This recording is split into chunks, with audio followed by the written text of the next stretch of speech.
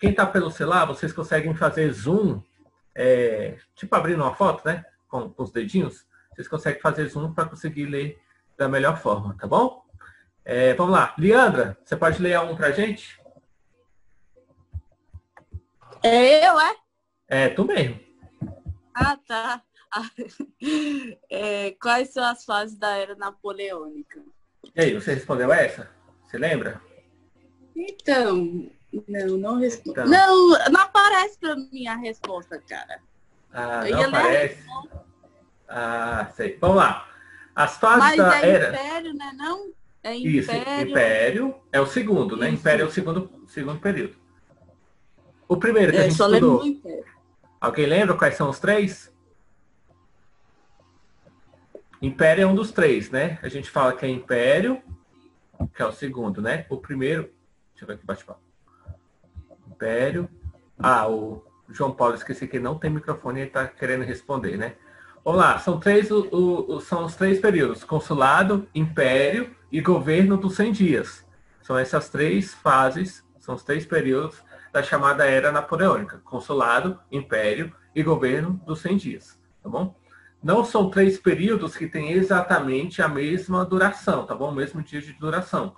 Eles são períodos, anos diferentes. Por exemplo, o governo de 100 dias dura só 100 dias. O período maior desses três é o Império Napoleônico, que vai ser mais ou menos de 1805, 6, 7 até 1815. Então, dura bastante tempo que Napoleão fica à frente da França através de um governo monárquico imperial.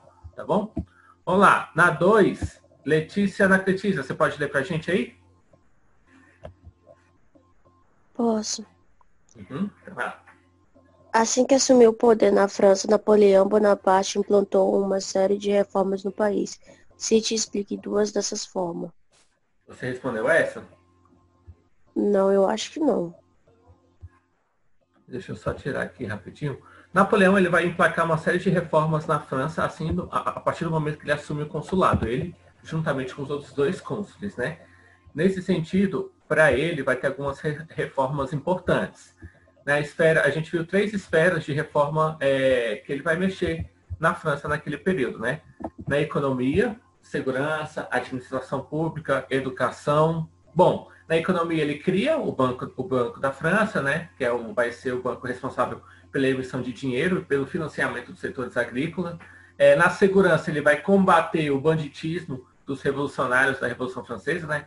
Até porque teve a Revolução Francesa, então ficou ainda um pouco uns resquícios de revolucionários atentando, badernando, assim, vamos dizer assim, a sociedade francesa naquele período, né? Na administração pública, Napoleão vai transformar o governo dos departamentos franceses de uma forma única, né? Então vai centralizar o poder, vai centralizar o governo, a administração de todos os países do Império, de todos os estados naquele período do Império Francês, né? Que era somente a França, até ele conquistar outros territórios, era somente a França. Na esfera da educação, ele vai criar a educação pública para o primário, né? Então todo mundo vai ter direito a uma educação pública, que é o que hoje equivale aqui no Brasil ao ensino fundamental, tá bom? E os juízes eles vão deixar de ser eleitos e vão ser nomeados por Napoleão. Então ele vai emplacar uma série de reformas importantes dentro do contexto social da França daquele período, que vai gerar um novo modelo de vivência que tínhamos ali naquele período da França revolucionária, beleza? Vamos lá. Caio, você pode ler a questão 3 para a gente? Claro, professor. Quais os motivos que fizeram com que a Grã-Bretanha declarasse guerra contra a França em 1803? Porque a Prússia, a Rússia e a Áustria declararam apoio à Grã-Bretanha. Isso é uma questão muito específica, né? Sobre o porquê dessas guerras terem acontecido. A França, ao longo da história, ela vai participar de vários conflitos bélicos, porque é um país que sempre vai querer expandir os seus domínios, vai sempre querer expandir, vamos dizer assim, sempre vai querer expandir suas influências. E uma delas era de Napoleão Bonaparte. Então, os países da Europa tinham receio de que Napoleão quisesse suprimir o poder desses países, né, desses estados, e quisesse chegar ao poder através de um conflito bélico. Então é isso que vai acontecer, tá bom? Em maio de 1803, em maio de 1803, após a legal descumprimento do Tratado de Paz assinado entre os dois países, ou seja, entre a Grã-Bretanha e a França, a Grã-Bretanha vai declarar guerra contra os franceses, né? Vamos dizer que Napoleão ele descumpriu um acordo e tudo mais, porque queria se manter um momento de paz, porque o medo dos países da Europa é de que acontecesse uma revolução da mesma forma que aconteceu uma revolução na França, né? Então, o medo das outras monarquias é que esse espírito revolucionário chegasse até os habitantes dos outros países, chegasse na Inglaterra, na Prússia, na Áustria e por aí vai, tá bom? Bom, os outros 3 países, que é a segunda parte da pergunta, a Prússia, a Rússia e a Áustria, eles temiam a influência de Napoleão na Europa e por isso eles vão se aliar aos britânicos, né, aos ingleses. Então, eles vão fechar essa aliança com os britânicos para tentar frear um pouco o crescimento da influência de Napoleão dentro daquele contexto histórico. Vão conseguir? Vão conseguir, mas depois de bastante tempo, porque, primeiramente, Napoleão vai ter uma guinada de poder dentro daquele contexto político francês daquela época. Belezinha? Vamos lá. Ana Vitória, você está aí? Você pode ler a questão 4 para a gente? Quais os motivos políticos declarados por Napoleão Bonaparte para assumir o poder na França como imperador? Isso. Como cônsul, Napoleão já mandava bastante dentro daquele contexto histórico da França, né? Ele, apesar de ser cônsul e ele governar a França com mais outras 2 pessoas, na prática, Napoleão, ele governava sozinho. Governando sozinho, então, ele vai começar a concentrar os poderes autoritários em suas mãos. Só que ele não tinha o poder de decidir tudo ainda na França, politicamente, economicamente. Ele ainda tinha que reportar muito dos seus desejos a outras pessoas. Qual a ideia que ele vai ter? De ressuscitar o sistema monárquico na França, onde ele seria a figura de imperador.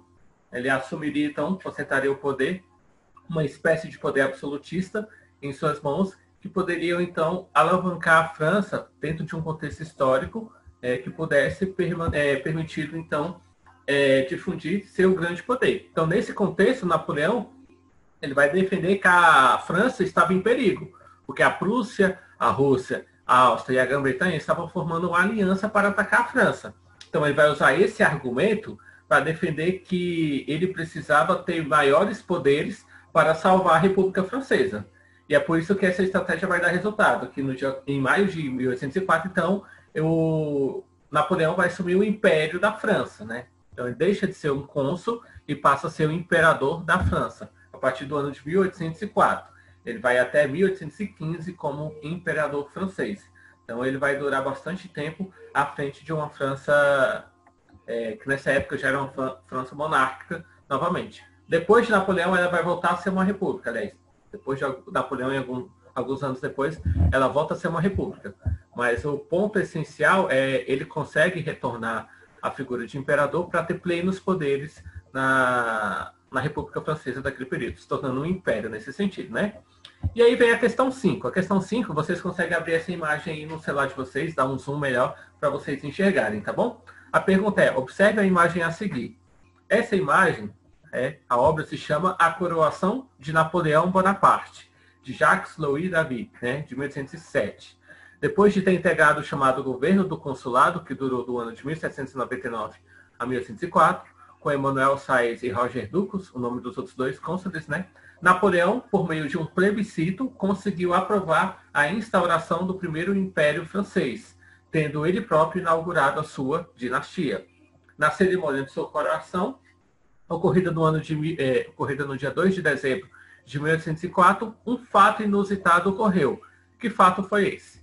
E aí eu já falei para vocês em vídeo, falei na última aula, que o fato mais curioso da coroação de Napoleão como imperador francês é o fato de que ele não foi coroado por um papa, como era o costume da época, que a Igreja Católica coroava o novo rei, o novo imperador dos países, tá bom? Foi o próprio Napoleão que se autocoroou imperador francês. Isso era um simbolismo muito marcante. Por qual motivo? Porque ele estava assumindo o poder, plenos poderes na França, e estava falando que ali era ele que mandava, inclusive até nas cerimônias. Então ele estava deixando de lado um pouco o poder político que a Igreja Católica tinha na França naquele período. Ele vai começar a romper, então, essa ligação política entre Estado francês e Igreja Católica na França, tá bom? A Igreja Católica continua tendo influência? Continua. A influência religiosa, né? A questão de batizados, casamentos, missas, sacramentos e tudo mais próprios, né, da doutrina católica, vão continuar tendo uma certa influência na França. Mas, politicamente, Napoleão vai assumir e liderar todas as decisões políticas no país, pois que ele se torna essa figura, esse grande conquistador, que para os franceses é um grande personagem histórico, tá bom? É um grande... um exemplo de bravura de um francês, aquele que melhor representa o povo francês na história. Por isso que ele, Napoleão, na França, é uma pessoa muito mitificada, né? Se torna um mito dentro dos relatos históricos na França. Até porque vários dos monumentos, das esculturas que hoje temos, até hoje presentes em Paris, na França, foram criações a mando de Napoleão Bonaparte, como o Arco do Triunfo, foi uma criação de Napoleão, o Obelisco, outro monumento histórico, foi uma criação a mando de Napoleão. O seu próprio túmulo, né, que é o mausoléu, é um grande ponto turístico na França. Então ele vai ser o responsável por modificar e transformar aquela França que antes era uma França muito provinciana, muito simples, dentro daquele contexto histórico vivido na Europa, e começa a se transformar num grande império, que é o que a gente começa a assistir a partir da próxima aula. Tudo bem?